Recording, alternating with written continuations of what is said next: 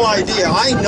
I'm pretty sure that of the 1,000 wind turbines in Ontario, this one is the closest to houses by far. This is the champion. I know, it's right there. But literally, they whiz right by the wind turbine. Here he comes. There he is again. All right. Get it up. All right, wait. Okay. It's Ken! And bank around the... I think he's proving a point, isn't he? All right, okay. It's time now to hear from another hardworking municipal official who's been giving the government as much grief as possible, and that's Mark Davis. He's the Deputy Mayor of Elderslie. Where is he? Oh, he's behind me. Thanks very much, Dale. Ladies and gentlemen, first things first, to those who organized today's event, thank you very much. And to those who came to today's event, thank you very much. It's great. For those of us that have been fighting this for, I've lost track of time, 3 years, 4 years, it is great to see fresh blood, good ideas. The CAW people are coming to our multi-municipal meetings, and they're a real asset to us, and we're glad to have them there. The whole process, like Luke said, I don't think you can tell Dalton anything. He's signed a deal with the devil, and that's the way it's going to be.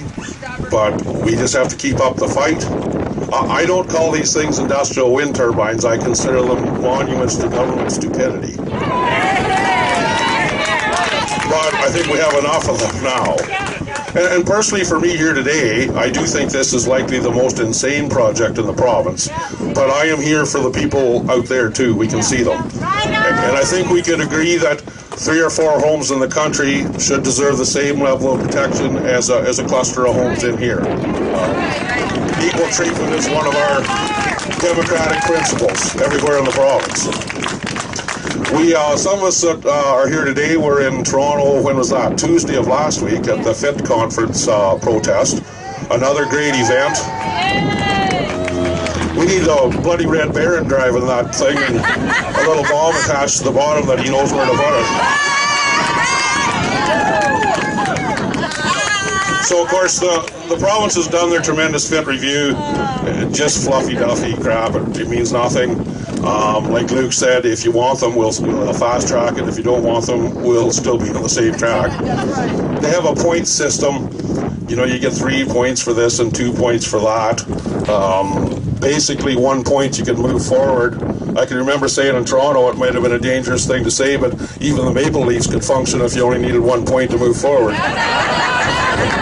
I apologize to after I said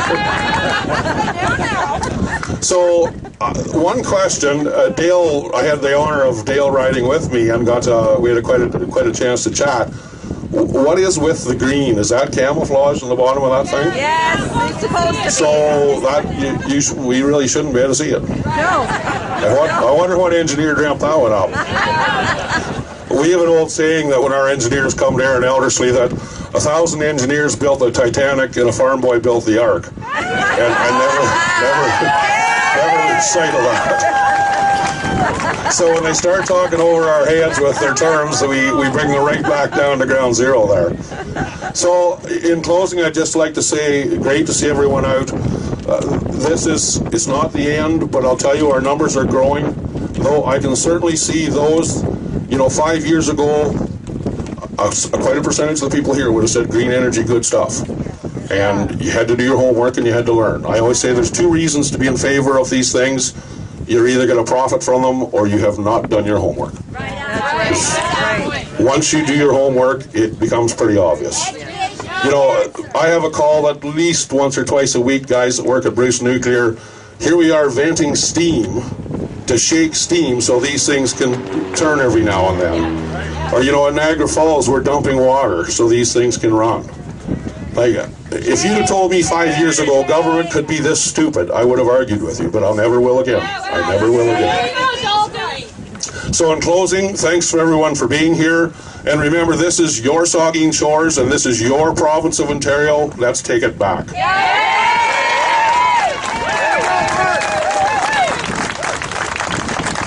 Thank you, Mark.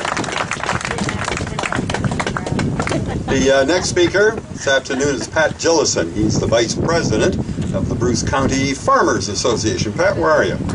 Sorry. Thanks, Al. Bruce County Federation of Agriculture. I am very proud to be here today. I'm proud to have all these people in front of me. I'm proud to be a part of the farming community. But what I'm not proud of is the way the farming community and the rural community around here is being treated. And it's not right. Our farm is inside the boundary of a wind development area. We did not get asked to be inside that boundary, and if we were, we know what we would tell them, don't we? Right. And when the rural community had to speak up today in support of Saugeen Shores and in support of the people and the residents that live around here, I believe, because if you do not speak up about something, if you're quiet, if you are silent, you are helping those that want to step all over your rights and democracy be damned. I don't think so.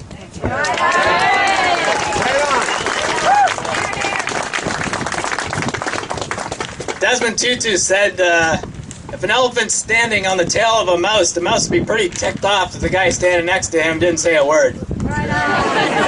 So I'm here to tell you that I am standing up and I am saying something, and I'm saying this is wrong. This thing will always stand here as a monument to injustice, to a lack of democracy, to people that do not listen to what other people are saying. This will always to me mean that this group right here, the CAW, are nothing but bullies.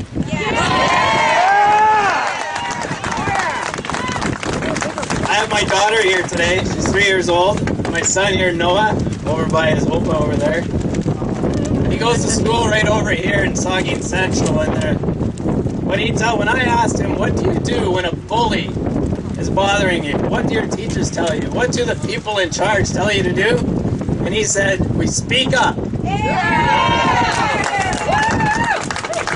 So I'm speaking up, and I'm glad the rest of the rural community here today from Saugeen Shores has spoken up, and I encourage everybody to carry on. Thank you.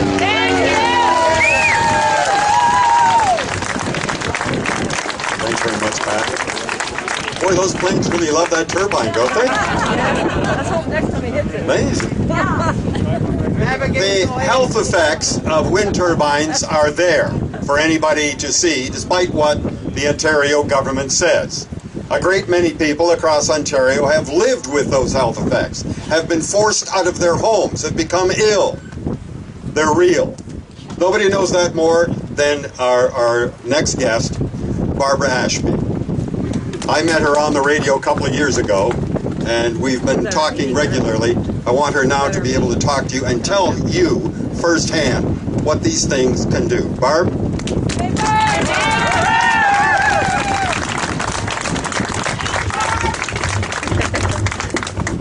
I always write down what I'm saying, otherwise I go off on tangents. Thank you everyone for coming here. As these crowds get larger, I know the education is growing and we can see that happening, which is great.